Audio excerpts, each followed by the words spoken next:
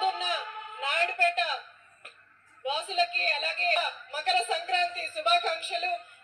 ఈ రోజు నుంచి మనకు ఏటి పండుగ మొదలైంది.